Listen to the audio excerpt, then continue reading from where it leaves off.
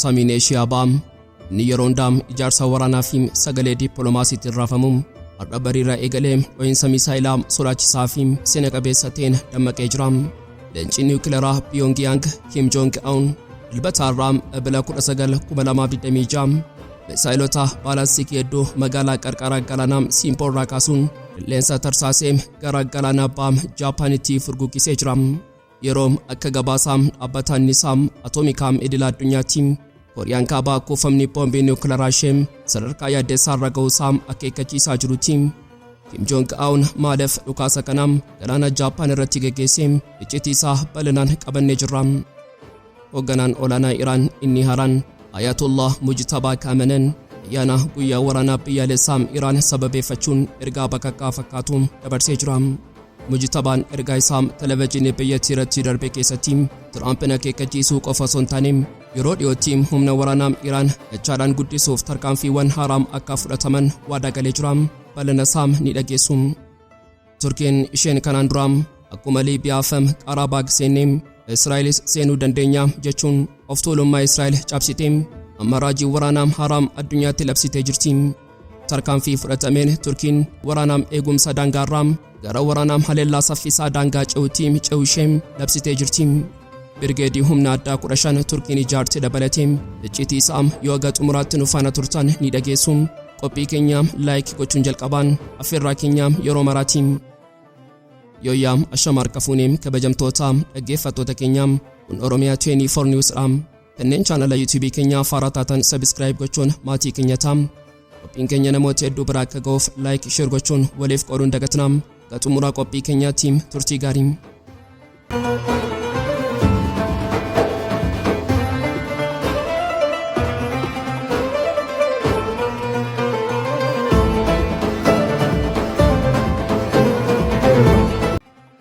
Samiin Eeshiyaa baam inni yeroon daam ijaarsa waraanaa fi sagalee dippiloomaasiitiin raafamuun har'a bariirraa eegalee dho'iinsa misaayilaa sodaachisaa fi seena qabeessa ta'een dammaqee jira. Osoo addunyaan dhiphina waraanaa giddu galeessaa kan Iraan, Ameerikaa fi Israa'el gidduutti boba'aa jiru hordofaa jirtu leenci niwukileeraa Pyongyang Kim Jong-un madaalii addunyaa guutummaatti garagalchuuf dhukaasa baqaqaa bishaan irratti gadi dhiisee jira. Dilbata har'aa ebila 19 2026 Kooriyaan kaabaa misaayilota baalaastikii hedduu magaalaa qarqara galaanaa Simpoorraa kaasuun qilleensa tarsaasee gara galaana baam Jaapaanitti furguqisee jira. Tarkaanfiin kun bara kana keessaa jechuunis 2026 qofa yeroo torbaffaaf kan raawwatame yoo ta'u baatee bilaa qofa keessatti ammoo yeroo afuraffaaf. Saffisnii fi irra deddeebiin dhukaasa misaayilaa kun gosa waraanaa yookaan shaakala idilee osoo hin taane akeekkachiisaa dippiloomaasii fi waraanaa jabaa kan peentaagoonii fi si'ooliin dhiphina keessa galchuudha. Mee dhukaasa kana duuba jiru haa xiinxallu. Waraanni guraandhala 28 eegalee giddu galeessaatti deemaa jiru. Kim Jong-uniif mana barumsaa guddaatee jira. Ameerikaan fi Israa'el Iraan irratti boombii roobsuun hooggantoota ishee Ayatollah Ali Khamenei dabalatee yeroo ajjeesan Kim Jong-un dhugaadhaa tokko hubatee biyyi meeshaa niwukileeraa guutuu hin qabne warra dhiyaaf irbaata salphaadha. Ogeessi nageenyaa Kooriyaa kibbaa duraanii Kim Ki-young dhugaa kana yeroo ibsu Kim Jong-un ani akka Iraan miti, ani niwukileeraa dhugaa fi misaayila guutuun qaba, anaan tuquun du'a ofitti waamuudha jechuun Ameerikaa akeekkachiisaa jira jedhee jira. Tarkaanfiin har'aa kun yeroo murteessaa tokkotti dhufe. Pireezidaantiin Ameerikaa Doonaald Tiraamp baatii caamsaa dhufuu keessaa pireezidaantii Chaayinaa Xi Jinping wajjin Beijingii keessatti wal arguuf beellama qabatee jira. Ajandaan guddaan walgahii kanaa immoo dhimma Kooriyaa kaabaati.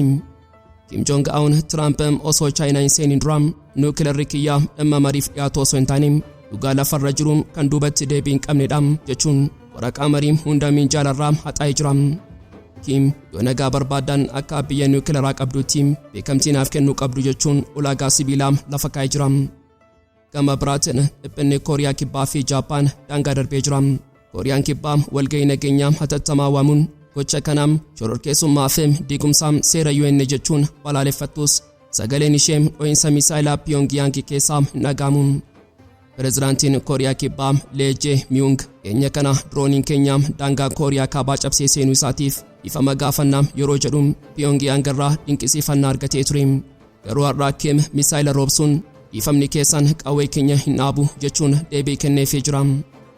Wanti hunda caalaa addunyaan asisuu fi onnee warra dhiyaa cabsu garuu gabaasa dhaabbataa Enerjii Atoomikaa idil addunyaatiin. Daayirektarri dhaabbatichaa Raafaayil Giroosiin torban kanaam ifatti ba'uun Kooriyaan kaabaa oomisha meeshaa niwukileeraa ishee haala baay'ee sodaachisaa ta'een guddistee jirti. Buufata yuuraaneemii qulqulleessuu haaraa ijaartee jirti jechuun addunyaa akeekkachiisee jira. Kunis Kim Jong Un dubbii afaanii qofa osoo hin taane gochaan addunyaa niwukileeraan bittinneessuuf qophii xumuruusaa agarsiisa. Walumaa galatti har'aa badhaaliin humna addunyaa dhoohinsa haaraa keessa seenee jira. Ameerikaan abbaa giddu galeessaatti Iraan wajjin muddama waraanaa keessatti hidhamtee yeroo dhiphattu ba'a fagoottaa immoo leencii niwukileeraa Kim Jong Un misaayila isaa samiirra roobsaa kottaa yoo onnee qabaattan na tuqaa jechuun Tiraampiif ergaa dabarsee jira. Waraanni Iraan Kimiif barnoota sodaa osoo hin taane barnoota of ijaaruu fi of jabeessuu ta'ee jira. Addunyaan amma marii nagaa sobaa Ameerikaan lallabduu osoo hin taane dhugaa misaayilaa fi niwukileeraa Pyongyang afuura qabattee daawwachaa jirti. Sibiilli yoo sibiilaan waldaa keem dhugaa lafarraa akka Ameerikaan hawwituutti osoo hin taane akka humnoonni ba'aa murteessanitti xumuramaa jira. Samiin abbaa giddu galeessaa olola siyaasaatiin ukkaamame dhiphina walxaxaa keessa osoo jiru Teeraan irraa har'a sagalee qaraa fi madaallii waraanaa guutummaatti garagalchuu tokkotu dhaga'ame.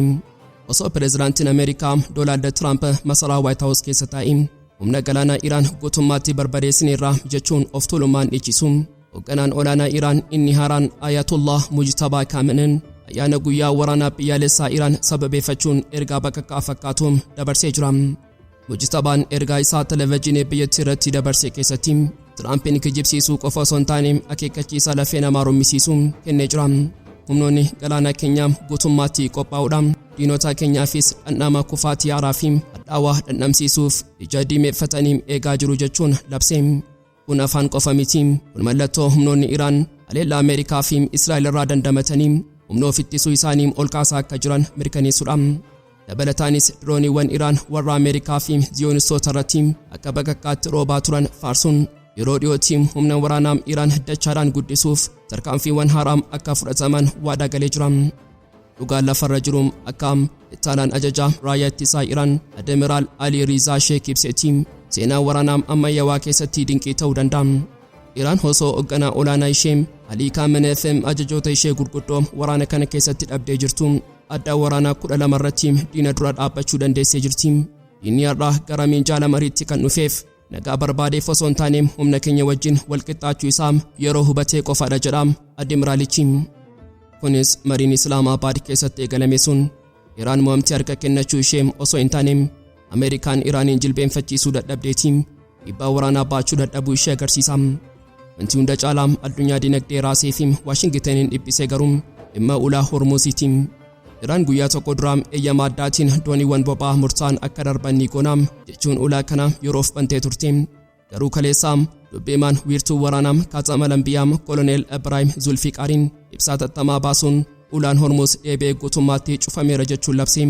Maaliif Zulfiqaariin akkas jedha? Ameerikaan waadaa ishee cabsitee maqaa uggura galaanaa jedhuun dooniiwwan Iraanii fi kanneen biroo irratti saamicha galaanaa geggeessuu itti fuftee jirti. Iraan Ameerikaan nagaa hin beeksu jechuun ujummoo dhiigaa dinagdee addunyaa deebistee cuftee jirti. Gama dippiloomaasiitiin haalli jiru obomboleetti dhufuuf jedhu akeekam. Miidiyaan oduu Tasniim qaamolee dhimmi ilaallatu waabeeffachuun akka gabaasetti Iraan marsaa marii taanuu fayyamtu miti.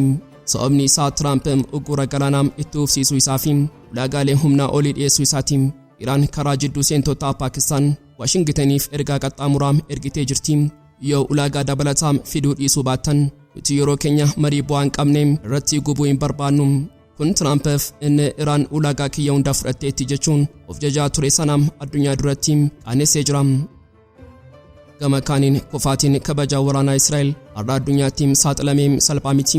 Iccitiin basaasaa guutummaa Peentaagoonii fi Tel Aviv irraasee harki dheeraa Iraan eessattuu akka seenuu danda'u mirkaneessee jira. Miidiyaaleen Israa'el keessattuu weebsaayitiin I24 akka gabaasanitti ejji Iraan samiirraa qofa osoo hin taane mooraa raayyaa ittisa Israa'elii fi caasaa waraanaa hunda caalaa murteessaa fi iccitiin keessaa eegamuun humna qilleensaa Israa'el keessatti hojjechaa jira.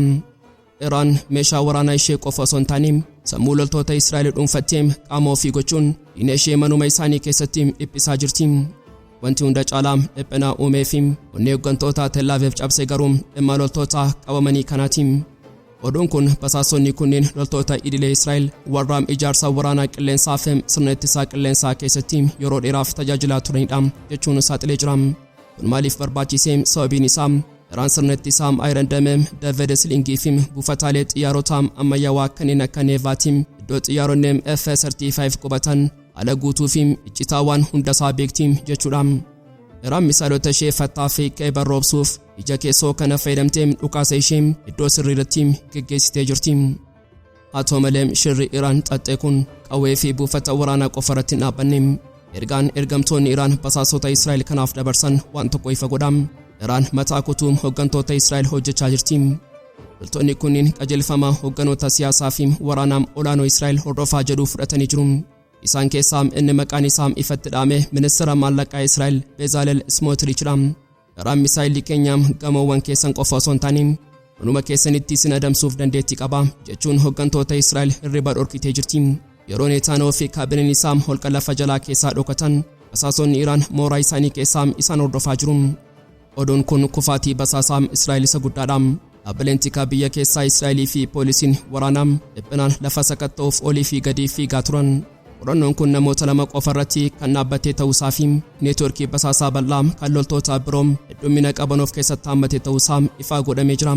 Kana jechuun Iraan harka ishee keessoo waraana Israa'elitti fageessitee jirti. Dhugaan kun ammoo ofitti amanamummaa loltoota Israa'el gootummaatti kuffisee jira. Walumaa galatti har'a waraanni giddu galeessaa kun waraana misaayilaa qofa osoo hin taane waraana basaasummaa ta'ee jira. Ameerikaanii fi Israa'el Iraanin laamsheessinirra jedhanii yeroof gowwomsan. Iraan ammoo ijaaraa uummattee diina ishee akka qullaambisaa jirti. Iraan diinni kiyya samii keessaa ija saatalaayitii fi xiyyaara natti fiduu danda'a. Garuu ammoo manuma isaanii keessatti mooraa waraanaa isaanii keessatti ija nan qaba jechuun of tuulummaa Israa'el daaraatti maktii seenaa diddaa fi qaxalummaa bara baraa barreessaa jirti. Addunyaan ammaa Israa'el basaasota Iraan ishee hudhanii ajjeesan kanarraa of baraartimoo leenca ba'aa kanaan guutummaatti dhiigdee kuftii laata jechuun daawwachaa jirti. Osoo addunyaan dhiphina waraanaa giddu galeessaa kanaan hordofaa jirtu har'a madaallii waraanaa addunyaa guutummaatti jijjiiruu kan danda'u oduu haaraan Ankaaraarraa dhagaamee jira. Turkiin isheen kanaan dura akkuma Liibiyaa fi Qarabaag seenee Israa'el seenuu ni dandeenya jechuun of tuulummaa Israa'el cabsite sun raajii waraanaa haaraam addunyaatti labsitee jirti. Gaaffiin guddaan sammuu Tel Aviv raasaa jiru tokko Turkiin waraanaa ammayyaawaa addunyaa keessatti waraana idilee dhiistee gootota saffisaan lola xumuran ijaaraa jirti laata? Deebiin isaa eeyyee kan jedhu ta'ee jira. Turkiin waraana ishee isa ulfaataa fi suuta sochoom gara humna waraana addaa saffisaa ammayyawaatti jijjiiruuf murtee seena qabeessaa dabarsitee jirti. Labsiin haaraa kun birgeediiwwan humna addaa 15 ijaaruu of keessatti qabata. Loltoota idilee osoo hin taane koomaandoo fi paaraatiroopeersii yookaan loltoota qilleensarraan bu'an warra ija diinaa jala miliquun daqiiqaa muraasa keessatti iddoo barbaadame qulqullinaan rukutanii xumuranidha. Tarkaanfiin kun Turkiin waraanaa eegumsa daangaarraa gara waraanaa haleellaa saffisaa daangaa ce'utti ce'uu ishee mirkaneessa. Mee dhugaa waraana pireezidaant Rajab Xayyib Erdogaanii fi jeneraalota isaa kanaan haa xiinxallu. Turkiin waraana Siiriyaa, Liibiyaa fi Qarabaag Nagorno Karabaag keessatti hirmaattee barumsa addaa fi gati jabeessa tokko argattee jirti. Waraanni ammayyaawaa taankii gurguddaa fi loltoota dirqamaa miiliyoonaan hiriirsuun mo'amu. Waraanni har'aa garee xiqqaa leenjii cimaa qabuu fi teekinooloojiin deeggarameen mo'ama. Kanaafuu Turkiin sirna loltoota dirqamaarraa harka sassaabbattee waraana ogeeyyii mindeeffaman irratti ijaaruu filattee jirti. Isaan kun namoota lolaaf dhalatan warra of eeggannoo fi qulqullinaan lola gaggeessanidha. Wanti hunda caalaa diina raasuu fi madaallii waraanaa garagalchuu garuu qindoomina lafaa fi samiiti. Birgeediiwwan koomaandoo 15 kunniin kophaa isaanii lafarraa hin lolan. Isaan dirooniiwwan waraanaa fi basaasaa Turkii warra addunyaan dinqisiifattu akka Bayraktar TB2 fi Akiinkii wajjin sammuu tokkoon qindaanii hojjetu. Kana jechuun koomaandoon lafarra jiru ija diroonii samiirraa jiruutiin diinaaf fageenyatti argama. Diroonichi ammoo ajaja koomaandoo lafarra jiruutiin misaayila diinatti roobsa. Qindoominni akkanaa saffisaa qulqullinaa fi dhiibbaa walirraa hin cinne diinarratti uumama. Tarsiimoon haaraa kun Turkiif harka dheeraa siyaasaa fi waraanaa kennee jira. Turkiin amma booda biyya biraa keessa seenuuf waraana guddaa fi suuta deemuu bobbaasuun ishee hin barbaachisu. Humna koomaandoo fi diroonii kana fayyadamtee humna xiqqaan miidhaa guddaa fi saffisaa diinarratti geessisuu dandeessi. Kun waraana idilee caalaa aartii waraanaa isa dhokataa fi diina laamsheessuudha. Walumaa galatti har'aa madaaleen ba'aa giddu galeessaa guutummaatti raafamaa jira. Osoo Israa'elii fi Ameerikaan buqqee waraanaa Iraan keessatti hudhamanii dhiphachaa jiranii, leencii Anaadool Turkiin waraana ishee ammayyeessitee ilkaan ishee qarattee diina isheef awwaala saffisaa qopheessaa jirti. Erdogaan Israa'el seenuu ni dandeenya yeroo jedhu jecha qofa osoo hin taane humna koomaandoo haaraa kana qabatee waan dubbateef Tel Aviv irraa hirriba dhabdee jirti. Waraanni kun amma taankii fi misaayila gurguddaa qofa osoo hin taane waraana simbirroota samii fi qeerransoota lafoo irraati. Turkiin ammoo lamaanuu qabattee ba'aa giddu galeessaa keessatti gooftummaa ishee mirkaneessuuf qophii xumurtee jirti. Egaan kabajamtoota dhaggeeffattoota Oromiyaa 24 News qophii sa'aatii kanaaf qabannee dhiyaannee asuma irratti goolama. Kanneen chaanala YouTube keenyaaf haaraa taatan subscribe gochuun maatii keenya ta'aa. Qophiin keenya namoota hedduu bira akka ga'uuf like share gochuun waliif qooduun dagatinaa. Xumura qophii keenyaatti waan nu faana turtaniif galatooma.